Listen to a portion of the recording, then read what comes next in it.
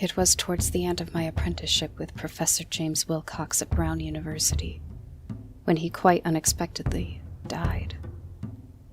I had received news of his passing early the following morning from the chair of the anthropology department, under which the late Professor Wilcox had conducted his research. On my way to his office shortly after sunrise, I walked the empty halls towards Professor Wilcox's door, as I did each morning before my lectures to discuss the work scheduled for the day. It was on this particular morning. A stooping gray figure stood at the door. Dr. Malcolm Richards, Dean of the Anthropology Department. A man of great mind, some might call mad, who was more concerned with his own odd studies than that of his colleagues. It was quite a shock to see him outside his library and laboratory. Immediately I knew something was wrong.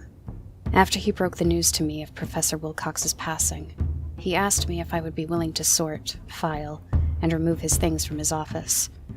Having no family of his own, and being the person apart from Dr. Richards who knew what was important to his studies, I was the most logical choice to perform the task. Professor Wilcox had only just returned a few weeks ago from his journey to the Egyptian desert to recover some artifacts for the department's research in place of Dr. Richards. Knowing how important the preservation of such things must have been to him, I can only help but honor the request bestowed upon me by the department head.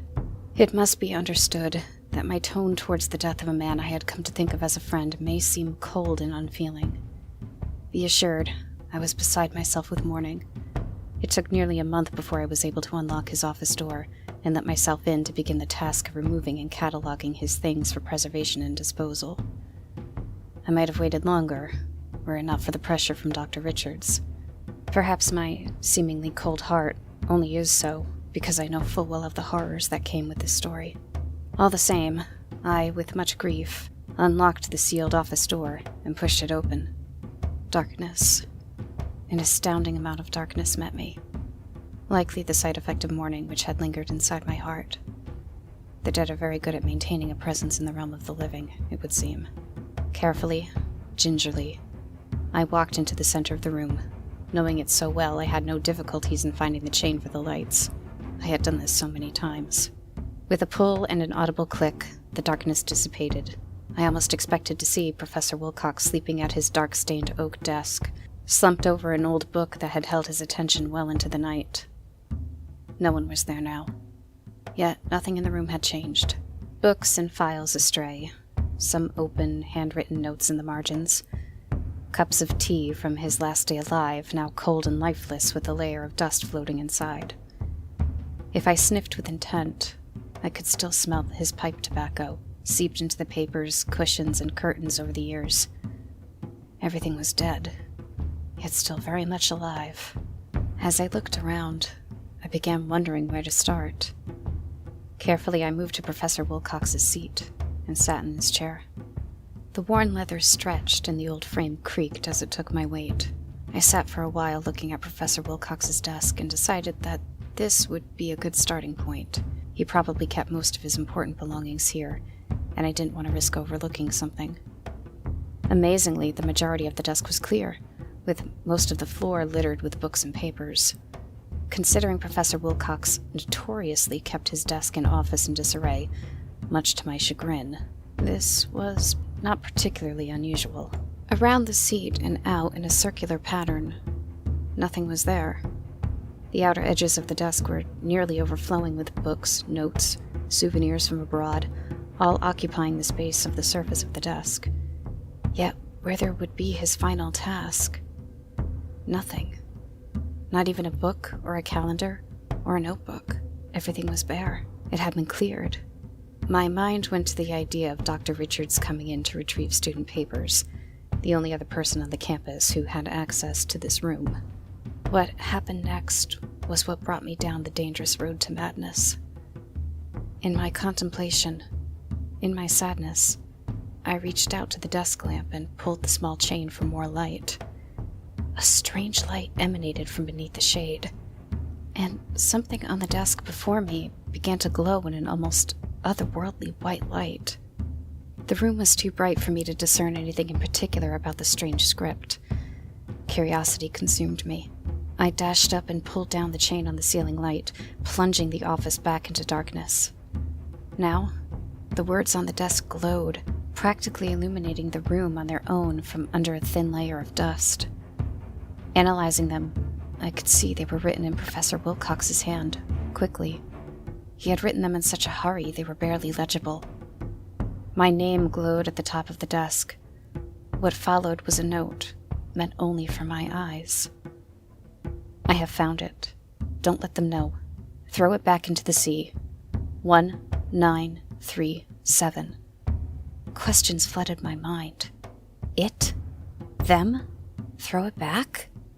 The following numbers I understood easily were the numbers for the combination to Wilcox's safe, a little addition to his office I was only privy to purely because I walked into his office while he was hiding some rare whiskey he managed to acquire.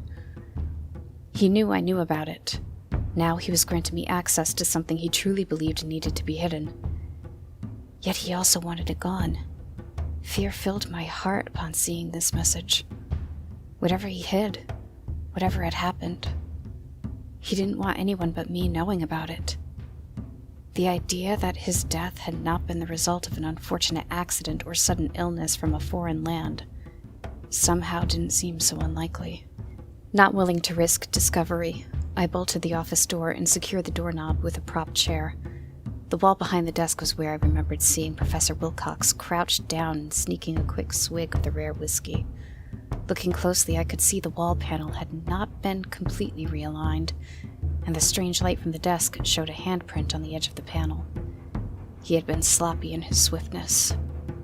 He knew they were pursuing him, whoever they were, and acted quickly.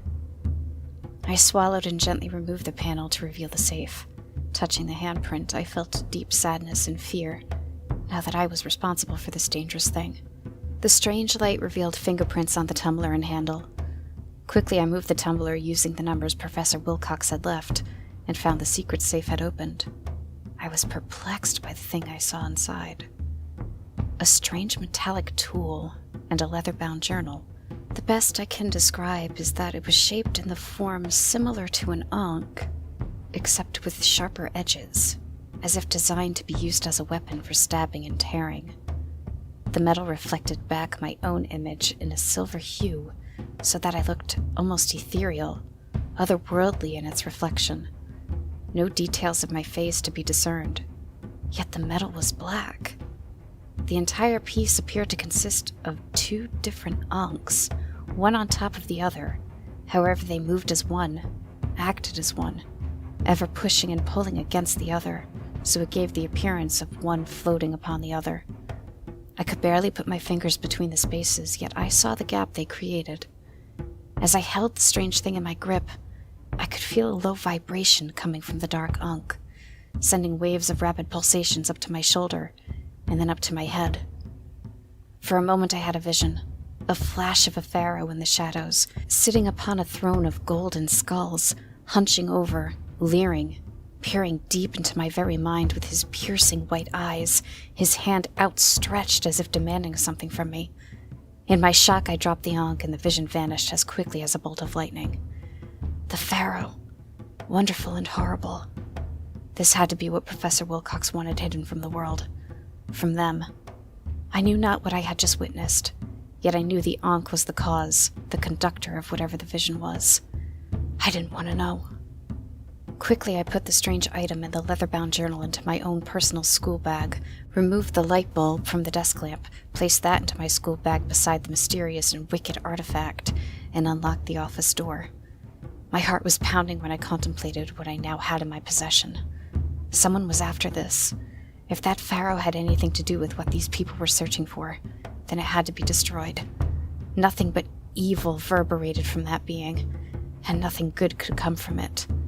That artifact had been in Wilcox's possession for weeks. No doubt he carefully studied it all this time. I had to wonder what it might have shown him, what it might have done to him. The journal might tell me his findings. I jumped and gasped as Dr. Richards placed a hand on my shoulder. "Sir," I panted, "you frightened me." A smile stretched across his leathery face. "I can see that. Are you all right?" There was no explaining what I had found, what I had experienced that stormy afternoon in Professor Wilcox's office. All I knew was I had to keep my promise to not tell anyone what I had found here, and to get rid of it as soon as possible. Just memories, I lied. Dr. Richards nodded. I understand. He was a good man, and I'll certainly miss him. He then began to take down some books from the shelves. They would certainly make some good contributions to the library here on campus, and he more than likely wanted to add them to his collection for years. Have you found anything of importance I should know about? The Ankh called to me from my bag. I could feel the vibrations of it, as if it was screaming out to be heard. Yet as far as I could tell, Dr. Richards had not noticed. And nothing really. I lied again. Just some notes and graded papers for students. Drat, Dr. Richards huffed. He then raised an eyebrow and cocked his head to one side. Not even that expensive whiskey? My heart leapt to my throat. This was him testing me. He clearly knew about the safe, and he didn't have the combination. That was what he was after. He knew about the artifact. Of course he did. Professor Wilcox didn't want Dr. Richards to have what he had found. So that's why he sent him to Egypt, not for the artifacts and the research, but for this Ankh. I decided to play along. Shrugging my shoulders, I feigned innocence. So you know about Dr. Wilcox's little secret stash, I see. Very well. I moved to the wall panel for a second time that afternoon. Dr. Richards' footsteps creaked through the old floorboards as he moved in closer. I could feel him watching me intensely. I had to keep my cool or it would all be over. After removing the panel, I turned to see Dr. Richards smiling warmly at the discovery. He was beaming as I turned the dial, seeing I knew the combination after all. A most trusted student I must have been. As I opened the safe to reveal the contents, his bright and smiling face fell, suppressing a rage I could see burning in his eyes. To completely shield myself from his questions, I reached in and presented him with Dr. Wilcox's prized whiskey. Dr. Richards stood straight and tall, adjusted his jacket, and slowly took the bottle from my hand. Tactfully, he smiled at me. "Thank you very much," he said quietly. He was angry and disappointed. The artifact was safe from him. I had won the game. For now.